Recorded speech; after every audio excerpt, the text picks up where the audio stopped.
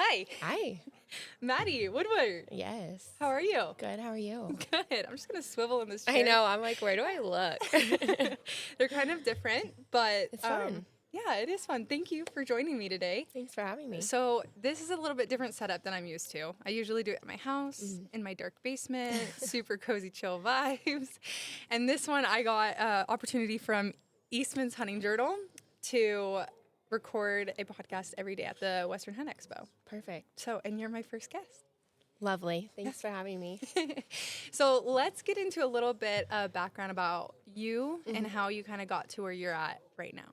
Okay. So just to preface where I'm at right now, I'm the marketing manager at Nosler. Excuse me. Shot show got me down. So I have always been a hunter. I grew up hunting Northwest Oregon on the Coast Range with my dad and my younger brother.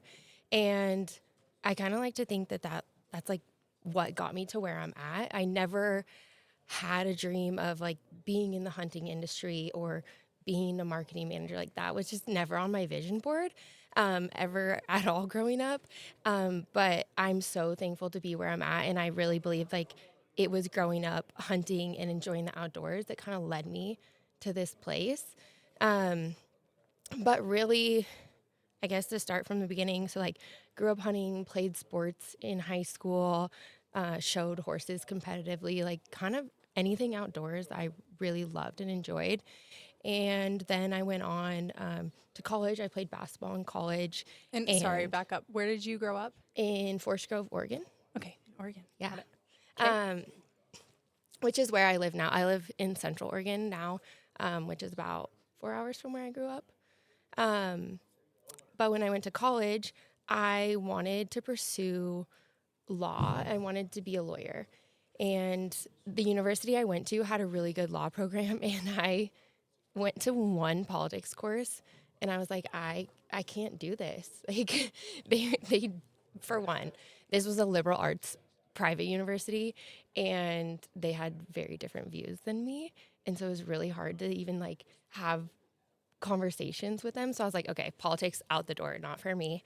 So then I pursued marketing and business. So I did a bachelor's and master's program there and got my marketing degree. And at that time, I was playing basketball and working for our local farm store. And after that, I kind of moved into a marketing role with them. With the farm store? The farm store, yeah. And I was working at their headquarters, and I worked for them for 5 years. And I was doing events and like new store grand openings, and really, really enjoyed my job there. And that's kind of what set me on the path for marketing. It wasn't like something that was like, oh, I have this like dream job. But now I feel like I do have the dream job, but it wasn't ever really on my radar. I feel like it kind of fell into my lap in a weird way. When I first started at Nosler, it was after I had met my husband and moved to Central Oregon with him, and I was kind of looking for a new career path. It was when COVID hit, and I was working remote, didn't really love what I was doing remotely. And he's like, why don't you like look for something different? And so I did. I like up and quit my job, which was so not like me at the time. I was a major planner, like had to have my whole life figured out. I was like, graduate, get my own house, get married, like dream job, make all the money. And obviously that's not how it happened. But that's how I was at the time. And so I ended up quitting my job without a plan. And Clark, my husband, was actually like, hey, like Nosler is in Bend, and they make firearms and ammunition, and they've been around a long time. And he's like, I reload some of their components. Why don't you look for a job there? He's like, it's like right up your alley. You love to hunt, love the outdoors. So I'm like, okay. So I go online and look, and they have an accounting job open, of all things. I'm like, I have a master's in business. I took like a couple accounting classes. Maybe this will work. So I applied, and I started in accounts receivable. And in hindsight, it was the best starting position for me. Like, it gave me a really good glimpse into the business as a whole, and the back end processes, our inventory system. And I feel like it really allowed me to see the numbers side of the business before I moved into marketing. But like 6 months in, our VP of marketing was like, "What are you doing in accounting?" And I'm like, it was the only job open. Like I had to get my foot in the door. So ever since then, it's been like just really, I feel so blessed to be at Nosler, and they've created position after position for me to just like have room to grow. And now being the marketing manager, I will say I'm like a very driven person. I work well as a team for sure, but I'm like also very independent. And I'm kind of just like the go-getter. Like if you want something to get done, like you're gonna come to me. And so I never had it my goal there to manage a team or be a manager. But being a manager for the last year has been incredible. Like I will honestly say it's like the most rewarding job that I've ever had. And I feel like I have the best team, and I feel like I've been able to grow a lot in that role too. So when you say you're managing a team, how many are you at right now? And then what exactly are you managing? Yeah, so I oversee all of our marketing. That's like trade shows, apparel, advertising, social media, marketing emails, the website, like everything. So we have one e-commerce gal. We have a marketing coordinator. She kind of does a whole host of things. We all wear a lot of hats. I feel like it's pretty typical for the hunting industry. Like we seem a lot bigger than we are, but we have a really tight-knit team. So e-commerce gal, a marketing coordinator, an in-house graphic designer, and then we're bringing on a videographer and photographer. So yeah, we're pretty tight-knit, but we do all the marketing for Nosler. So dive into Nosler a little bit for people who wouldn't know what it is outside of the hunting industry, and then dive into a little bit of what your intention is behind marketing. Yeah, so Nosler is a 77-year-old company. They were started in 1948, and we manufacture reloading components, bullets, brass, and then ammunition, and some semi-custom firearms and suppressors. Yeah, so it's a lot. It started out in 1948 just with bullets. So we are third generation family owned company. And John A. Nosler, he founded the company. And he had, he was a sportsman and loved hunting, but he also had the mind of an engineer. So the company was founded because he went to British Columbia on a moose hunt. And it took several shots to bring down this big moose that he was shooting at. And he didn't like that. He was like, okay, there's got to be a better way. This bullet's not penetrating the moose. They said it was a mud-caked moose, and the bullet just wasn't penetrating through the mud and hide. And so it took like 7 shots to bring down this moose. And as a sportsman that he was like, okay, this isn't right for the animal. But then as engineer mind that he was like, okay, we can do this better. So he went back to Oregon and he started drawing up plans, and that's when he came out with the Partition. And just to get a little bullet technical, the Partition is what the company was founded on, but it's still so relevant today. There's so many people that hunt with that bullet, and it's the standard that all other hunting bullets in the industry were built off of. So the Partition is, like the name, it has 2 cores in the bullet with it separated by an integral partition. And this is going to get like really technical for some people, but I think it's really neat and really important. Well, it's interesting if you've never, a lot of people just see a bullet or a shell and they just think it's just that. So break it down for us. Yeah, so I used to be the person too that didn't look at the different manufacturers. Like I would just go to, Bi-Mart or the store and I'd be like, this looks like a good option for my gun. This one's on sale. Yeah, this one. Yeah, I'm like a broke college student. Like, what can I afford? And I think that's pretty typical. Like, I don't think that people know what they're buying when they're buying ammunition and what the bullet they're buying is, or how it performs, or how it's manufactured. But it really is truly important. But back to the Partition. So John A. Nosler knew that he needed a bullet that was going to expand on impact, right? Because you want a good wound channel, but then he also knew that he needed to make it so that he would get good penetration, because you don't want it to just stop on impact. You want it to push through that animal. So the way he thought of it was like a truck and trailer. So when you are hauling a big heavy trailer and you hit the brakes, that trailer is going to continue pushing you for a little bit. And so that's what he designed the partition off of. So like the front core was what helped the bullet expand, and the back core is what continued to push it through. So the partition's really known to be like a really heavy hitter. You get good deep penetration, but you also get really good expansion. Yeah. I think that's one thing that's really cool about you, and I've heard multiple people say it. Like if they want to talk details or they want to get like fully educated, they go to Maddie. Where did your because I know you grew up hunting, but was your education in bullets come when you like came into Nosler, or was it before that? It was after I started working at Nosler. So, and you can probably speak to this too, but being a woman in the hunting industry is not easy. When I work trade show booths, men will line up to talk to a man, and they like don't want to talk to me because they don't think I know what I'm talking about. And I've always been a resourceful person. So I'll hear conversations, or, I'll hear a little snippet and then I'll like go look it up, or I'll go ask more questions. And I just like really like to know my stuff. Like I definitely pride myself on that.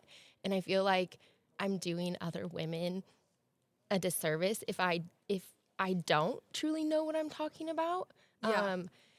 And a lot of that came from working at Nosler, and then like my husband's reloaded his entire life, and he's like total bullet and ammo hunting geek. But he's like definitely helped me with a lot of the education on that stuff. And I'll say like it helps being interested in like that's my passion, hunting and shooting. That's what I do outside of work. So sometimes I feel like I don't have a good work-life balance because I'm like always doing it, but at the same time it's what I really enjoy. But yeah, Clark, my husband, he's so passionate about that, and I feel like he's always pushing the envelope and looking for like the next best innovative thing. So I'm always picking his brain and like picking up on little things that he's having conversations with his buddies about, or when he's in his reloading room, like, hey, what's that? Like, tell me about that. Or, yeah, I just am very resourceful, but it also helps that I have a true interest in all of it. Yeah. Yeah. Yeah, you hit a lot of really good points throughout there. One, I think being curious and resourceful and interested in the topic. And then two, like searching it out and knowing it yourself. Because it's one thing to spurt off the information that you hear from everybody. And it's another thing to be like, well, I actually know this because I help my husband at home. Or I do it every day. And well, one thing that goes along with that too is my dad raised me to be a very ethical hunter. Like I deeply care about the animals that we're chasing and hunting. And I always want them to go out quick. Like it is our job as hunters to make sure that that animal dies as fast as possible. And so one thing that goes along with that is making sure you know that your bullet's going to work and you know your equipment. And so that's what's driven some of that interest is like I want to be shooting the best product that I can because I want that animal to die fast. Like I care about its life. I care about the quality of meat I'm getting from it because it's feeding my family. And so I think that's something that a lot of people don't think about. And it's so funny to me. Like you walk around the show here and like gear is expensive. Like guys are dropping a lot of money on gear. Yeah. And then they're going to the store and they're buying the cheapest ammo. I'm like, literally this is what's standing between you and a successful hunt. Like you pull the trigger, that's the last point between you and a successful hunt, right? And they're like cheap on ammo, and I just don't get that. I don't get it either, but then sometimes I catch myself doing it sometimes too, you know? You're like, me and my husband usually try to like, if we're going to buy something, you know, I'd rather spend the extra $20 or $100 to buy the better quality item. But then I catch myself being like, I don't know, at the grocery store and being like, this cheese is like 60 cents cheaper, but it's also like 60% worse for you, you know? So it's just, that's funny about it. I think it's ingrained in us, which I mean, I don't feel like my parents were penny pinchers, but they definitely like were cost conscious. Like you have to be when you have a family. Yeah. And so I think a lot of that, people are just trying to achieve all the hobbies that they want to do while also like staying within their budget. But I will say it's worth it to go a little above and beyond and get the ammunition that you know is going to work. Yeah, Okay, I love it. So let's jump into a little bit more of your hunting background. Tell me a little bit about your journey. Now you guys are kind of more traveling, I feel Yeah. like. But you also do mainly like big game. So explain like your journey from like you were just raised around it, right? Okay. Yeah, so I guess I hunted with my dad. Oh gosh, I don't know, for as long as I remember when I was little. Like, we have pictures of me with like my little yellow binos and like my camo bucket hat. And it was just like something we did. It's just something we did as a family. And my mom never hunted with us. She did recently. She killed her first elk a couple years ago, which was awesome. But she was very supportive of it, like would wake up early, make our lunches, make sure we had boots and gloves and hats and like we're going to be warm. But it was really a thing that we did with my dad. And he just always took us along. Like, it was never any question whether we were going to go or not. We just did. Yeah. And I didn't realize really probably until middle school, when I would have to like leave school or miss sports to go hunting, that wasn't the norm. Like, not everybody did that. Yeah. I honestly, like when I was in middle school, I would keep it quiet. Like my Yeah. dad would pick me up early to go to the deer lease. And like I would just never tell people that I was leaving early because I was always so embarrassed because girls don't do that. But now looking back, I'm like, I wish that I took advantage of it more. Yeah. But same. Yeah. So, yeah, I mean, we always ate deer and elk growing up. And it was never anything that I'd never thought twice about it. It was just something that we did together. And then in high school, I thought it was really cool. Like, obviously, all the guys were like, "Oh, Maddie hunts. Like, this is cool." But hunting has definitely changed, and my why behind hunting has changed over the years. I would say growing up, it was just what we did. And now it's something I choose to do. Like, I truly love it. I think that I would not be the person I am today if I didn't hunt.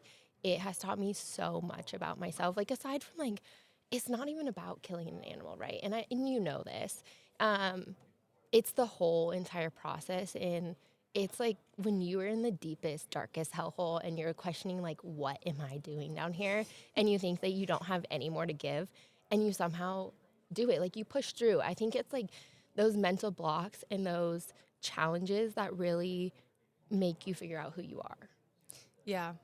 Yeah, I agree. I used to do it growing up because that was just what our family did. Yeah. Like we didn't really do anything else. Like everybody's like, "Oh, you got horses." I'm like, "No, we put our money into hunting and shooting and all the things." But yeah, I didn't it wasn't, I think, until I got into like college that I really realized like what it meant more. And it just meant that I got to hang out with my dad more and go, and then now I've like really grown to love it. And now I have a baby, so now I'm like, I gotta make the traditions for him. So it's like, it's just like, it changes over time. And I think as you get older and then you start having a family and you start realizing why your parents like ingrained it in you. Yes, very much. You mentioned a little bit about me getting to travel to hunt. Yes. And oh gosh, it's been amazing. Most of that is due to Nosler. Like, they were my first big hunting trip was with Nosler. I've been to Hawaii a couple times to hunt axis deer. Last year they took me to Spain, West Texas Aoudad. Yeah, it's been incredible. And I feel so, so grateful. I've seen some really neat places. It's so funny because Clark, my husband, and I, we don't really take like tropical vacations. All of our PTO is spent on hunting trips, and like, hunting trips aren't really relaxing. So I'm like, Yeah, you're hiking your butt off in the mountains. But it's so fun. I love to see the world through hunting, and I think it's been really neat to see how other cultures view hunting and respect hunting and their traditions around it. I think that it's such a beautiful thing. Yeah. And I think that a lot of other cultures maybe respect it a lot more than we do here. They definitely appreciate it a little bit more. Yeah. We talked about it in my podcast last with Dee Dee. It I dropped love Dee Dee. this week. But she was explaining how like they did the whole turkey and they took it through the whole process and showed their girls what it means. And I told her a story of, my husband didn't know what shrimp looked like outside of the Costco bag. And it's crazy that we've created like such a society where you don't even know the origin of where your food comes from, even down to like, she didn't know that a shrimp had like eyes and legs and like all the things, and which is totally okay. Like if you've never understood like how you get your protein or get your food farm to table, then you'll never know. Yeah. So yeah, we definitely have a different idea or concept of it. But that's the neatest part, I think. I take a lot of pride in how we care for the animals that we kill and the meat, and we process all of our own wild game. But yeah, when I take a package of burger out of the freezer and it's like 2023 Maddie's elk or whatever it says on it, I'm like, wow, this is so cool. Like I did this. And I think it's so empowering. I used to get really nervous, so not going to brag, but I think I make some of the best elk chili. No. And every time like we have people over, we do like a party at our house, whatever, I always make it. Yeah. And sometimes I always feel nervous because I'm like, I'm putting elk in it. And Austin's like, it's okay. And I'm like, but some people don't like it.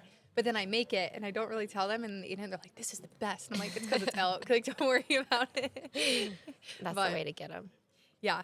So you guys process the animal from the beginning. I think I've seen some of your stories where you kind of even break it down and explain it. Yeah. We're usually hunting deer and elk every year. And then like this last year, I drew an antelope tag in Oregon after 16 years of waiting. So I shot an antelope. Clark and I went to Kodiak and we hunted mountain goats. So we have mountain goat meat in the freezer. But what we do is we take care of it right after we get home. We like make sure it has like no dirt, hair, or whatever. We cube it up, and then like we'll cut steaks or whatnot. But then we freeze it, and at the end of the season, I'll pull all of like the cuts that are for burger out, and I'll make it all into burger at once. So we kind of like wait for the season to be over to process it all. Got it. Yeah. Got it. That makes sense though. Yeah. Okay, let's jump into well, actually, before we get off the hunting subject, what's your favorite hunt you've been on? A lot of my favorite hunts are not my own, which I will say this has kind of changed over the last 5 or 6 years. I don't want to say I'm a selfish person, but I'm definitely very driven when it comes to like shooting my own animals. I just really love it. Like obviously we all want to be the trigger puller, right? But over the last 5 years, that's kind of changed for me, and I really love being a part of other people's successes. So one that sticks out to me is a mule deer hunt my brother went on, and we were in the nastiest canyon, and we grew up always like a caveat. We grew up meat hunting, so we were never shooting the animal with the biggest horns. Like, oh, sure, we would have loved to do that, but growing up on the Coast Range, you shot the first deer or elk you saw because blacktail and Roosevelts are hard to hunt, and it's so thick, so you don't know if you're going to see another one. But yeah, my brother drew this mule deer tag a few years ago, and Clark and I joined him on it, and this buck was up with bighorn sheep, like in nasty cliffs, and we sat on him all day, and Wyatt, my brother, ended up shooting him at 700 yards in the evening and dropped him right in his bed. But it was the nastiest hike out I've ever had. We got up to him at 8 p.m.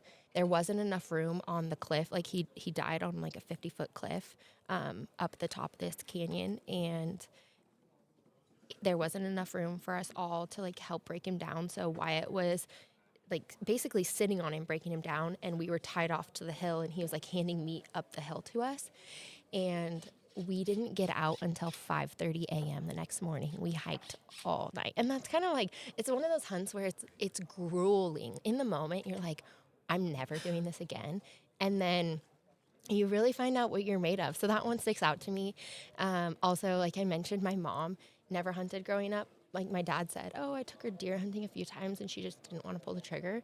And I never questioned that. I never pressured her. I was never like, oh, why don't you hunt? Like, I can't believe you don't hunt. Like, she was always so supportive, and I never I just thought like it wasn't for her, and I don't think it is for everyone. But a few years ago, she wanted to shoot an elk, and so we got her a cow elk tag, and I ended up calling in a cow for her at 100 yards, and she shot it. She made a great shot. She died instantly, and I don't know. I just think like moments like that are so neat for me. I love seeing other people's success. My coworker, Leanna, she's our marketing coordinator. She's great. She shot her first elk a couple years ago. I took another guy on our team. He works in sales, hunting this last fall. He shot his first cow elk. I really like converting non-hunters to hunters. I love it. And so those are some of like my favorite hunts. But this last fall, I shot my biggest bull to date, which was incredible. Like I feel so blessed. And it was just a really neat hunt, just me and my husband. And so that was probably my favorite one. I really like to elk hunt. Yeah. I really like archery elk hunting. But yeah, I shot this last year's bull with a rifle. It was really neat. Was it in Oregon? Yeah. We have some big bulls up there. Yeah, Need to it was start really putting cool. That's so fun. Yeah. Well, I think it's cool that you can go with your hubby. I always go with. I used to always go with my dad, and then I met Austin, and then I always go with my husband now.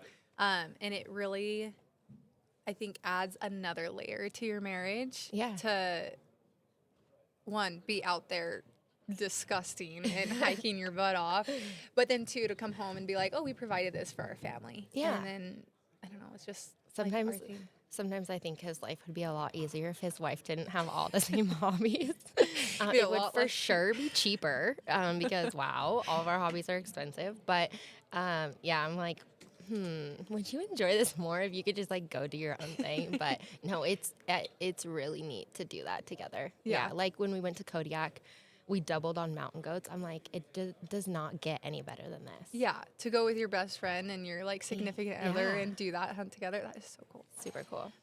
Well, how did you guys meet then? Instagram. I I hate saying that. It's fine. Yeah, he messaged me on Instagram Okay. And then yeah. did you guys talk for a while? for about a week, and then And then you were married. well, basically, it felt like. No, I feel like when you know, you know. Yeah, for sure. But yeah, so he messaged me on Instagram, and then like a week later, I was over in Central Oregon, and we were coyote hunting together, and then it was like every weekend after that, we were like seeing each other. So I was like, may as well move in. Yeah. No, but it kind of was all the perfect storm because COVID hit and I started working remotely. So I was able to take my job with me. And then we ended up getting engaged after a year and we're Okay. married 6 months later. So yeah, it happened quick, but yeah, I wouldn't change it at all. Yeah. No, I definitely think when you know it's your person, you know it's your person. Yeah. I think if you're having any doubt that you think it's your person, it's probably not your person. Yes. Agreed. Or at that time. Yeah. Right. So, and then you guys, you're just working on the ranch all the time too. It's like you never stop. No, So it you're doesn't stop. up early in the morning and you drive to Nosler and you kick butt. I want to say ass, but I'll just bleep it. You kick ass and then you go home and you work on your ranch and you're just killing it. Yeah, it's a lot, but I feel like the lifestyle is really rewarding. And like I grew up, I want to say like on a farm. Like we had farm animals and I always had horses and whatnot, but we never had cattle. And so then when I met Clark and moved over to Central Oregon and we started ranching, so his family has, it's on Big Summit Prairie, but they have 12,000 acres that we lease and we run cattle on. And so that's what we do every summer. We don't have our own cattle, but we have like our own horses and cow dogs and whatnot. But what we do is we graze other people's cattle from May to about November, depending on weather. And it also works out that Clark puts his equipment on fire contracts, so he's pretty much gone all summer, so I get stuck with the cattle. He's going to hate me for this. But no, I love it. So usually like my summers look like me going to work during the week, and then I'm like fixing fence and doing the cattle thing on the weekends. But I truly love it. I think that there's something to be said about physical hard work, and that is definitely what it is. But it's that instant gratification. I'm like, I see the fence is broken and now it's fixed. Like, it's Yeah. like instant gratification. I can look back that day and be like, okay, this is how much work I did, and I feel really good about it. Yeah. So I really enjoy it. So did you know much about the cattle business before, or is that one of the things where you're just like, I'm resourceful, I'm gonna learn it? Yeah, that was something that I had no idea about. I kind of just picked up, and I did like my childhood horse. I brought him with me to Central Oregon, and he's great. And so I've been able to like rope and ranch off my horse, and I kind of just like picked it up. I feel like having those horsemanship skills and just like life experience from being in the outdoors and living on a farm growing up, I picked it up easy. Like the specific cattle stuff I didn't know, but I like feel like I pick it up really easy when I watch people do things, or I'm a quick learner, so just like throw me into the fire and I'll figure it out. Yeah.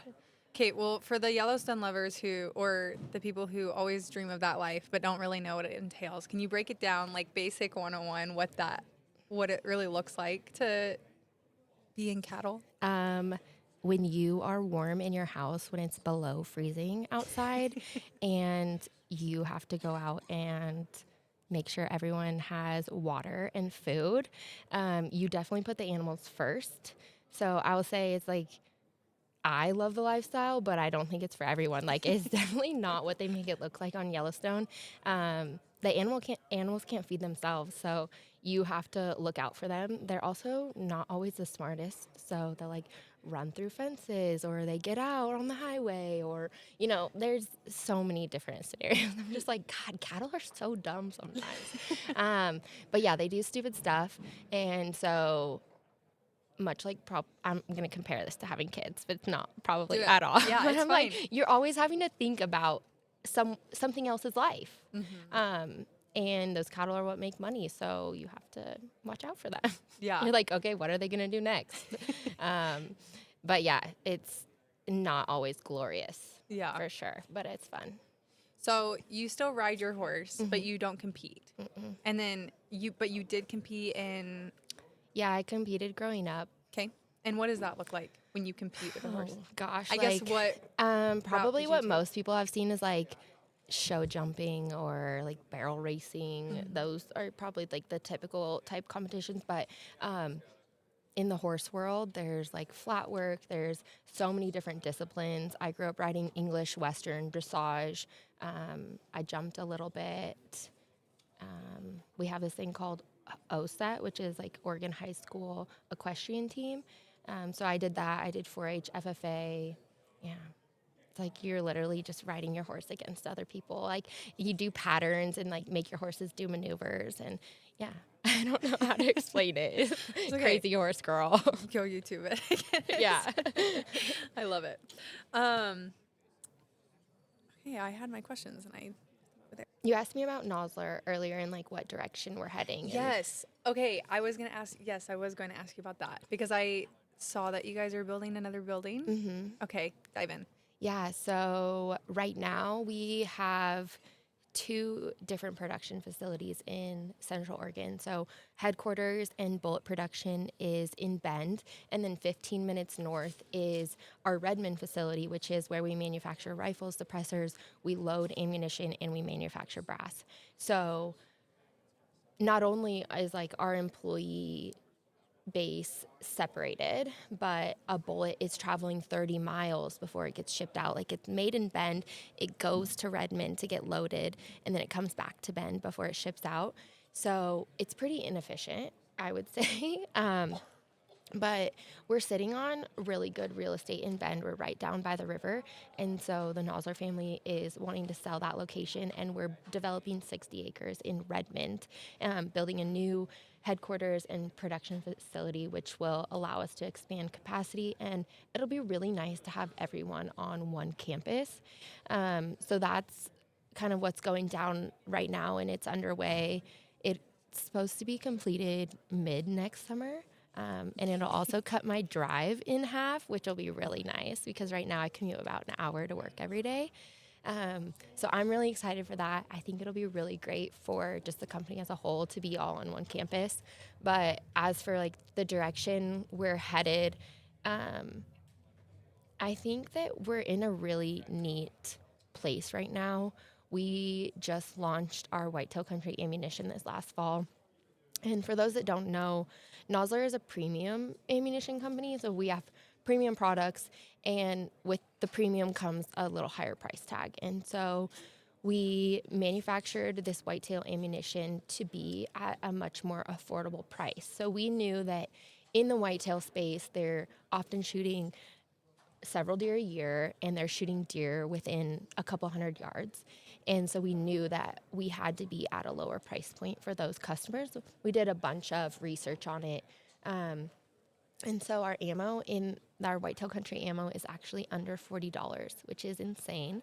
And it's premium. Like, the bullet is incredible. It's with our solid base bullet and our new straight wall bullet. Incredible performance. And I think that's really exciting for me because that gets us in a new market, talking to new customers. So we're still growing as a company even after 77 years, which is crazy. Like, there's still people that don't know who we are, which for me, I'm like, wow, we have so much potential, which is really, really exciting for me. And I think what we're focused on most this year is just moving into that whitetail space. We're really well known here in the West in the big game hunting space, but whitetail will definitely be new for us and allow us into that market. So that's a focus for us this year. And then just bullet differentiation. So where I talked to you a little bit earlier about, like, what do I buy when I go to the store? Well, there's different bullets for different applications, and the manufacturing process definitely plays into how those bullets perform. And so I think for me, a lot of it is how do we educate our consumers on bullet differentiation so that they know when they're going into the store looking at the shelf, they know, like, okay, this is the type of bullet I'm looking for because this is the game I'm hunting. Or maybe they're just shooting targets. Like, there's a different type of bullet for each scenario, pretty much. And it's not necessarily a one size fits all, but there is like a one size can do most things oftentimes. But really looking ahead at how do we educate our consumers, because I think once you understand bullet differentiation, that's where Nosler really shines. So can I ask a stupid question? Yeah. Because I don't know. I'm not as educated as you are. Like, how does it compare? Because you guys also do rifles, right? Yeah. So how does that compare? Like, your bullets can go in any gun, Yes. but depending on the caliber. caliber. Yeah, depending on the caliber. Yeah. So how, I guess that will be what your education goal would be, is to, like, educate when to use it, how to use it, what to use it with. Yes. So I'll try to, like, do high level. There's two ways that we make bullets. We make bullets via impact extrusion and cup and draw. So impact extrusion is how we make our hunting bullets. Okay. And that's where we're able to manipulate the thickness of the bullet's jacket so that we get good penetration, but we also get a bullet that when it hits the animal, it is expanding. So, you know, when you see a mushroomed bullet, that bullet is oftentimes expanding to twice its original diameter. So it's creating a really good wound channel. But with impact extruded bullets, we're also able to control terminal performance, which is how they perform after they hit an animal. So cup and draw bullets is how we make our target bullets. Once they hit the target, we don't care what they do. Like, they're just hitting steel. We do not care what they do after that. So we would never recommend shooting an animal with our target bullets. We're not able to manipulate the jacket as much. And oftentimes when you're shooting an animal with target bullets, it's either going to explode on impact and you're not going to get any penetration, or it's going to pencil right through that animal and you're not going to get any expansion. Okay. So that's kind of high level. And those are really important factors when choosing a bullet. And oftentimes, right, like in marketing, we're educating customers based on the label. So like if you went to the store, to get hunting ammo, you're not going to grab a box of match ammo, right? Like, you're like, oh, I'm hunting. I'm not going to want match ammo. I'm going to want something that says hunting ammo. So, like, there's a step in the right direction. But we can go even deeper on that. And I think even just a broad spectrum of awareness for our consumers will help. So when it comes to marketing, you kind of have like I don't know how to say that, like a tough way to do it, because you can't go your typical marketing routes, because I feel like you're shadow banned because it's bullets and guns and ammo and all the firearms or other things. Yeah. So what are you doing to set apart and like get creative to step outside of that shadow band? Yeah, so with that, we've really focused on our email list. I feel like every company does, because like you own your email list, and if we were to get kicked off Instagram or Facebook or whatever, we can still talk directly to those customers on our email list. So that's where we put out most of our information. On Instagram and Facebook, it's mostly just like what looks cool and like what is engaging. We still use those, but we have had issues with shadow banning, and in the last couple months it's been better. I'm hoping it's gonna get better. We've heard some good news, so we'll hope. But we're actually bringing on a videographer at the end of this month, and he's gonna help us build out YouTube and some more educational content, because I think that's where we've been lacking when we have to outsource a videographer or photographer. Like, all the content looks different, feels different, and it's just been like hard to not have that at our disposal all the time. So having an in-house videographer and content creator will really help us push additional content. But I would say that our team is really good at just boots on the ground. Like, I feel like, not to like toot our own horn, but like once you meet us, like it's easy to be friends with us, and we're easy to talk to, and we're relatable. And so I feel like a lot of the key connections we've built over the last few years have really helped our brand. Like, just being people and like doing what we do outside of work, and hunting and, you know, fishing even, and camping, like all the outdoors things that everyone else is able to relate to. We're just like, at the end of the day, like, we're people just like everyone else. And I think we're really good at being personable and like that boots on the ground effect, where like, it's like, oh, hey, let me introduce you to so-and-so, like, or hey, I've got someone you have to meet. And so I feel like those connections and just networking, especially at events like this, like, we don't have a booth here. I'm just here to like make friends that down the road, it's going to help Nosler, and they're going to be a customer of Nosler. I feel like we're really good at that. Yeah. I think you are really good at that. Thanks. But yeah, it's kind of been like guerrilla marketing. I mean, we don't throw a bunch of dollars to marketing. Yeah. We get really creative. Like this last year with our Whitetail Country launch, we sent out really fancy PR boxes. I saw those. And we timed everything perfectly. Our team did a wonderful job. But just little things like that, like things that are meaningful to people. Yeah. What is your intention as, like, if you had to put like a word or a theme to your intention behind what you do for marketing, what would it be? I really want Nosler to be a household name. Like, I want it to be relatable. I don't want it to be so premium that it's untouchable. I want people to relate with us and want to shoot Nosler because they believe in the product and they believe in us. And yeah, I would say that's more than one word, but like a lifestyle brand. Like, I just want us to fit seamlessly into people's lifestyles, and I think we're getting there. Yeah. You're doing great. Thanks. Do you have anything else that you want to add or share? Any fun things you're working on? I don't think so. I mean, I'm always working on something fun, but nothing I can talk about too much right now. It's always the caveat, right? Well, I love it. And I just want to thank you for stopping by and being my first guest at the show. Of course. I appreciate you having me. It's starting to get louder, I so know. you can like hear the background noise.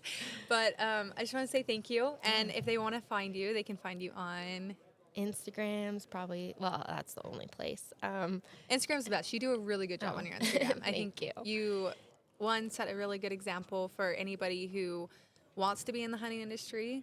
And then two, just show your lifestyle, and you're just raw and real, and I love it. So I've loved following you. I look up to you.